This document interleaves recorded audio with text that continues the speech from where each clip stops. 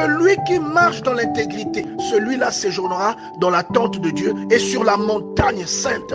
La montagne sainte, ce n'est pas une montagne que quelqu'un peut gravir, ce n'est pas une montagne où les alpinistes peuvent aller pratiquer leur passion. Mais la montagne sainte est le symbole de l'élévation divine, le symbole du lieu où l'on peut rencontrer Dieu.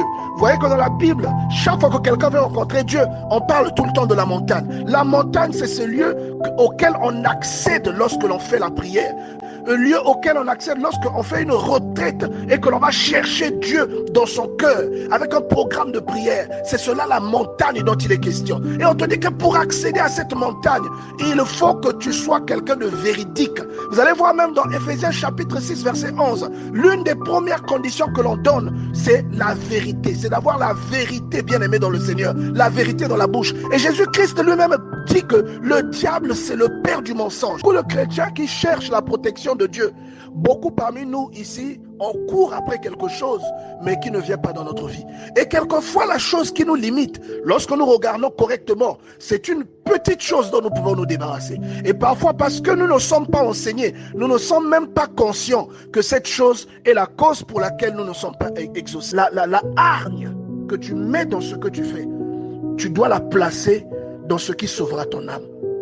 La détermination que tu déploies dans tes projets charnels, en fait, tu devrais la déployer pour garantir ton éternité. C'est ce que ce message, c'est ce que ce psaume te dit. Il dit que personne n'est caché devant Dieu. Et il dit que nos jours ne durent pas longtemps. Tu passes comme un souffle et que 1000 ans à ses yeux sont comme le jour d'hier. Un jour tu mourras, un jour tu passeras. Et tu repartiras nu, tu repartiras sans emporter quoi que ce soit. Même ton vernis à ongles, même ton téléphone, tu ne l'emporteras pas.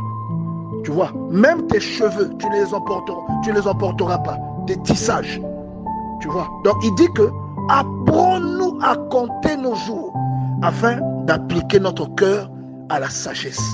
Compter les jours, c'est analyser le chemin que tu es en train de parcourir. Et deux fois, ce sont des petites choses que nous sous-estimons. Mais ces choses font des dégâts. Ces choses ont des conséquences importantes dans notre vie.